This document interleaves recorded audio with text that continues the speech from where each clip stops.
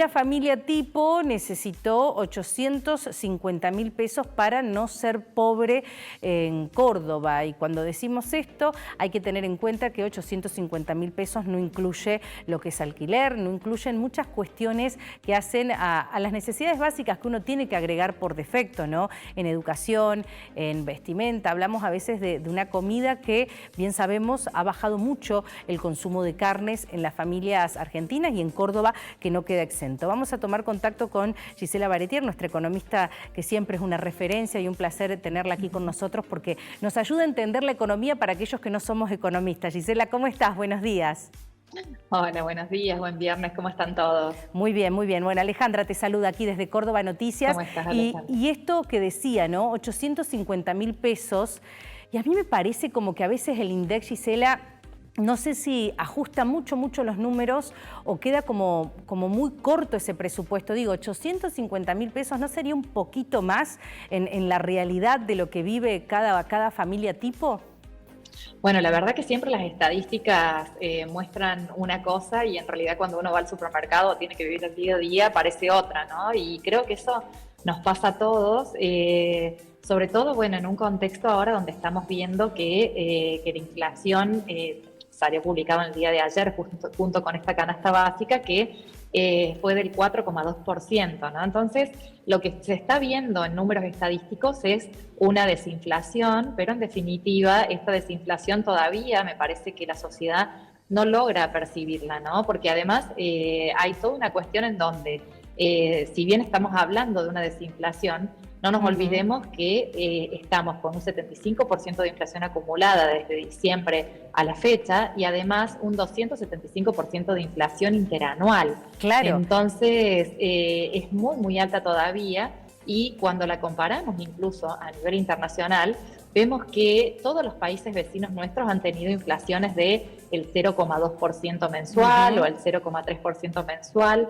Incluso Venezuela ha tenido una inflación mucho más baja que nosotros, ¿no? Hoy estamos, digamos, celebrando una tasa de inflación de un 4,2% y sin embargo Turquía, que es un país inflacionario, tiene una inflación menor a la nuestra, ¿no? Entonces, yo creo que estas cosas son, Marcela, justamente las que estamos viendo y que vamos al supermercado, vos, yo, nos toca los fines de semana, por lo menos a mí, y bueno, y las cosas siguen aumentando.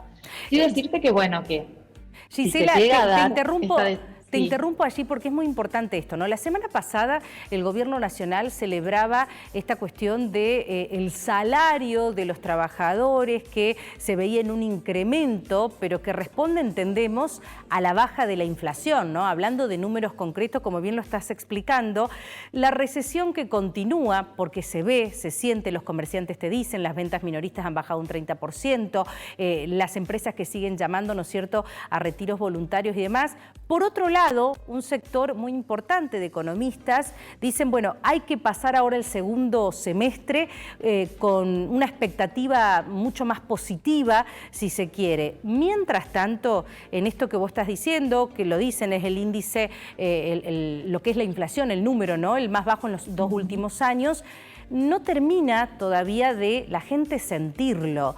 ¿Y cuándo sentiremos este alivio? Me pregunto. Lo que pasa es que, como vos bien decís, se trata justamente de un momento en donde venimos de muchos años de pérdida de poder adquisitivo, ¿no? Realmente el no hay plata o el no alcanza está siendo una constante, creo que, de la mayoría de las familias argentinas. Y en definitiva, hoy lo que estamos viendo es que sí, a ver, se subió de poder adquisitivo desde hace 2 meses, pero en realidad estamos con el poder adquisitivo más bajo en 10 años, ¿no? Claro. Y la pérdida de ese poder adquisitivo que comenzó en el 2017 y se mantuvo consecutivamente durante todos los años que siguieron, va a ser muy difícil de revertir, donde hoy estamos teniendo un PBI per cápita, nuestro salario mínimo vital y móvil es inferior a los $200, por debajo de Bolivia y por debajo de Perú, Claro, ¿no? Como para que tengamos una idea, e incluso muy por debajo de la canasta básica total, que es la línea de la pobreza, ¿no? Entonces, hoy este gobierno fundamentalmente se está basando para poder hacer esta desinflación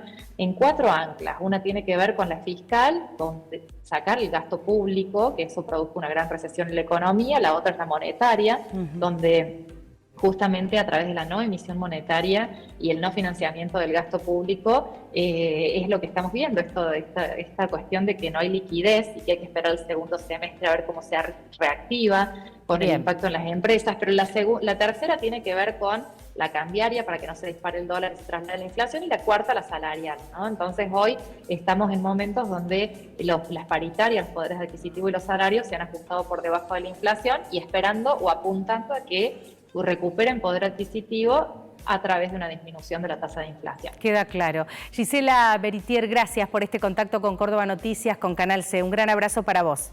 Un abrazo para ustedes y que anden muy bien.